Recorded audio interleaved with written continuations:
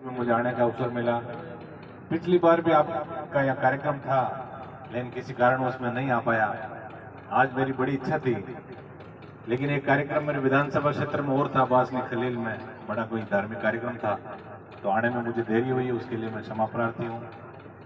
मैं तो इतना ही निवेदन आप सबसे करूँगा कि इस पावन धरा पे आज हम सब लोग यहाँ बैठे हैं और कोई ना कोई ऐसा संकल्प यहाँ से आप जरूर लेके जाएं, क्योंकि धार्मिक स्थान है, उसका जीवन में बहुत बड़ा महत्व होता है। और ये जो इलाका है, क्योंकि ये सही बात है, मेरे पिताजी की जो राजनीति की जो शुरुआत हुई, उसके अंदर राजनौ लोणदा से लेकर कुमारी और 9 गांव जो पंचायत के अंदर होते थे, उस टाइम भी आप लोगों ने जो बुजुर्ग बैठे हैं, आप लोग ज़्यादा मेरे पिताजी के बारे में जानते हैं। यहीं से राजनीति की उनकी शुरुआत हुई। उसके बाद हमारी विधानसभाएं जरूर अलग है, लेकिन दिल आपसे इतने मिले हुए हैं। हमेशा आप लोगों की इच्छा रही कि किसान का बेटा हनुमान बेनीवाल, जिनको दोनों हाथों से आप लोगों ने आशीर्वाद भी दिया इस बार लोकसभा चुनाव में। और क्यों सर, विधानसभा के मतदाता नहीं होते हुए भी आपकी हमेशा एक इच्छा जरूर रही थी कि वहां से एक किसान का बेटा हनुमान बेनीवाल राजस्थान की विधानसभा में जाए। इस बार जब उपचुनाव था, तब भी आप लोगों की बड़ा इच्छा थी कि किसान के बेटे हनुमान बेनीवाल का छोटा भाई और आपके छोटे भाई के समान, पुत्र के समान नारायण बेनीवाल को राजस्थान की विधानसभा के लिए भी आपने जरूर सपने संजोए थे। कभी कभी कई जगह कार्यक्रमों में जाते हैं, लेकिन आप लोगों का जो पारिवारिक रिश्ता हमसे है, ये निश्चित रूप से कोई न कोई जरूर महादेव जी की कृपा रही, पूर्व जन्मों के हमारे अच्छे कर्म रहे, जिसके कारण इतना प्यार प्रेम और आशीर्वाद आप लोगों का। राजनीति में लोग आते हैं, चुनाव भी जीत जाते हैं, चले भी जाते हैं, वापिस आते हैं, ये एक परंपरा है। लेकिन आपका और हमारा जो एक दिल का रिश्ता है, निश्चित रूप से इतना अधिकार पूर्वक, छोटा बच्चा भी हमें बिल्कुल अधिकार पूर्वक दोनों भाइयों को कहता था। हमें लगता है कि कहीं ना कहीं हमारे अच्छे कर्म पिछले जन्म के जरूर रहे, उसी का एक परिणाम है कि आपका हमारा जो साथ लगातार लंबे समय से चला आ रहा है। अभी रास्ते में जब आ रहा था तो मैं यही पूछ रहा था, महादेव जी बहुत अच्छी जगह आके विराजे हैं। रास्ते की जरूर थोड़ी समस्या हुई, एक दो भाई ने फोन भी किया, एमएलए साहब सीधे आ जाओ, तो फिर यहीं से सीधे चढ़ जाना, इधर गाड़ी ले आना। मैंने कहा नहीं भाई, पूरा दोहरा ही देखेंगे आज तो, बाबा की मेहरबानी होगी तो गाड़ी आगे ऊपर आ जाएगी, और वरना जहां भी बंद होगी वहां से पैदल चलेंगे। लेकिन बाबा की पूरी मेहरबानी आशीर्वाद रहा, गाड़ी यहाँ तक आ गई। मैं यहाँ जनप्रतिनिधि बैठे हैं, इनसे मैं निवेदन जरूर करूंगा, ऐसे जो धार्मिक अपने स्थान है, इनका कहीं ना कहीं मेरे हिसाब से आप लोग या तो हमें ढंग से बता नहीं पाए, या हो सकता हम ढंग से समझ नहीं पाए। ऐसी जगह का विकास होना बहुत परम आवश्यक है। अभी पेड़ पौधे भी लगे, अच्छा रास्ता हो, क्योंकि श्रद्धा जो है हमारी धार्मिक जो श्रद्धा है, ये हमारे धर्म की दूरी है।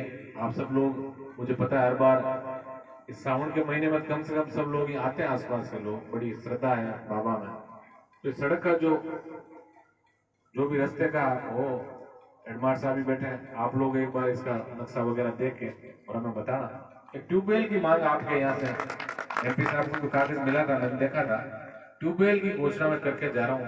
अति शीघ्र यहाँ हम ट्यूबवेल खुदवाएंगे इस स्थान पे, और हम सबका एक प्रयास भी रहता है, हर जगह पैसा भी लगा देते हैं, कई जगह विकास की सैंक्शन भी हम लोग जारी करते हैं, लेकिन ऐसी परम आवश्यक जो चीजें हैं, वो कई बार ऐसे स्थान हमसे छूट जाते हैं। लेकिन मैं धन्यवाद दूंगा यहाँ के युवाओं को विशेषकर।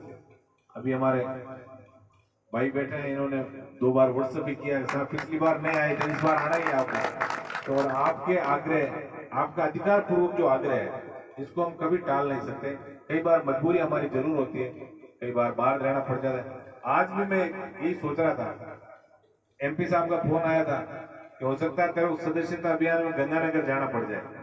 तो मैंने कहा बाबा को यदि इच्छा होगी, बाबा बुलाएंगे तो यहाँ रहूंगा, और जाना पड़ेगा तो पड़ेगा। लेकिन बाबा की मेहरबानी थी और आज मुझे दर्शन का सहयोग मिला, तो मैं वास्तव में, मेरा परम सौभाग्य है इस ब्राह्मणिक स्थान पे आके और आप लोगों से रूबरू होने का मौका भी मिला।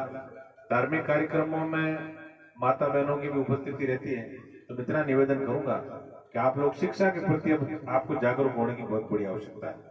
क्योंकि एक जमाना था जब किसानी का युग था, पशुपालन का युग था, धीरे धीरे किसानी भी आप देख रहे हो घाटे का सौदा हो गई।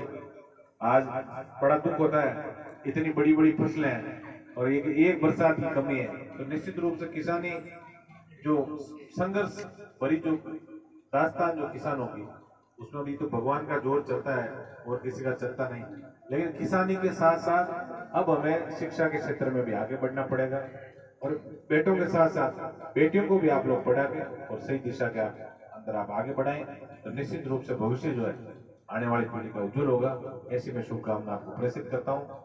एक बार पुनः, चूंकि धार्मिक कार्यक्रम है और हमारे अमर भाई बुड्ढी वाले अर्जुन पूरा हो गया, ये सारे जो गायक कलाकार आए, तो आपको एक रात भर जगाने का प्रयास करेंगे। जागरण का मतलब जागृति, कि आपके विचारों में जागृति कैसा है। जागृति चाहे वो सामाजिक हो, आर्थिक हो, राजनीतिक हो, धार्मिक हो, जो भी जागृति आए, जागृति निश्चित रूप से व्यक्ति के विकास के अंदर बहुत बड़ा योगदान जागृति का होता है। तो यहाँ से ये शब्दों के माध्यम से आपको जगाने का प्रयास करेंगे, तो ऐसी जागृति आप जरूर यहाँ से कोई न कोई अच्छे शब्दों के माध्यम से लेके जाएं, जो हमारे आने वाले दिनों में हमारी आने वाली पीढ़ी के अंदर हम संस्कार बढ़ सके। धार्मिक बातें हमें अपने बच्चों को भी बतानी, बड़ा अच्छा लगता है ऐसे कार्यक्रमों में। आजकल छोटे छोटे बच्चे भी है, बड़े तल्लीन होकर भजन भी सुनते हैं। और यहाँ थोड़ा सा अच्छा यूं लगा मुझे, कई बार हमें जागरण करके के बुला लेते हैं, फिर हमें मजबूरन जमीन पूरे देने का काम करना पड़ता है। देखते हैं वो नाचने वाले डांसर पता नहीं कहां से, कोई नाम से आते हैं, कोई नाम से। लेकिन एक धार्मिक मंच की मर्यादा होनी चाहिए, ये मेरे निजी विचार है। यदि आप जागरण के नाम से बुलाते हो तो आगे लगना चाहिए जागरण है, हमें बुलाते हो जागरण के नाम से, आगे लगता है जिसको सांस्कृतिक संध्या है। तो थोड़ा हमें बहन बेटियों के साथ बैठ के, क्योंकि संस्कार जो है वो निश्चित रूप से हम सबकी परम जिम्मेदारी है कि संस्कारों को हम सही दिशा के अंदर आगे ले जाएं। धर्म के नाम पे यदि हम इकट्ठा होते हैं तो धार्मिक बात हो, और किसी राजा महाराजाओं के भी होता था सांस्कृतिक संध्या होती थी, लेकिन उसका नाम फिर सांस्कृतिक संध्या हो तो थोड़ा सा अच्छा लगे। मैं आप सबको धन्यवाद इस बात का दूंगा कि जागरण में बुला के वास्तव आगे मुझे जागरण ही नजर आया, इसके लिए मैं आपको बहुत बहुत धन्यवाद दूंगा।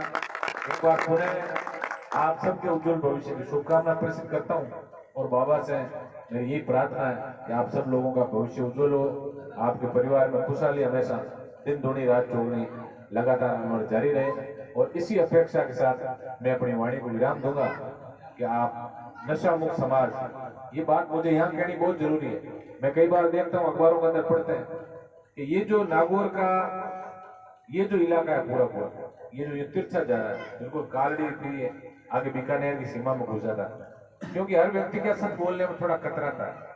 हम दो भाइयों ने कसम खाई है कि जो भी बुराई नजर आएगी हम बिल्कुल कहेंगे। क्यों? क्योंकि हम आपके परिवार के सदस्य हैं, और परिवार का सदस्य यदि परिवार के सुधार की, समाज के सुधार की बात नहीं करेगा तो कहीं ना उसको पाप भी लगता है। तो हम तो जनप्रतिनिधि हैं और हम हमेशा ही कामना भी करते हैं प्रभु से कि हमारे बच्चों के अंदर अच्छे संस्कार आए। और नशे की प्रवृत्ति, पहले तो डोडा पोस्ट ही सुनते थे, आजकल तो एमडीएमए इसमें पता नहीं कौन कौन से नशे बच्चों के अंदर आ गए। तो मेरे छोटे भाई जो खड़े हैं, इनसे मेरा विशेष निवेदन रहेगा कि यदि हम लोगों को आप आदर्श मानते हो तो ये नशे की प्रवृत्ति से अपने को दूर रहना है, क्योंकि किसान परिवार के लोग हैं, किसान की जड़ कोई ज्यादा गहरी नहीं होती, इस चीज का भी हमें ध्यान रखना है।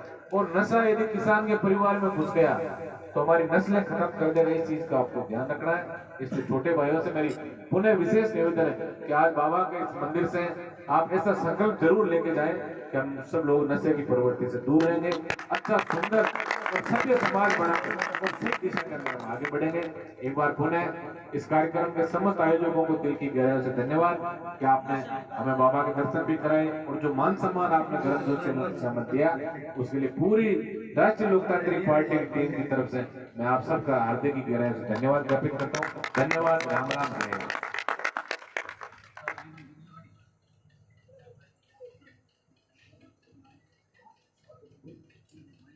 बाबूलाल जी साहब एमएलए साहब का माला पहना के स्वागत करेंगे।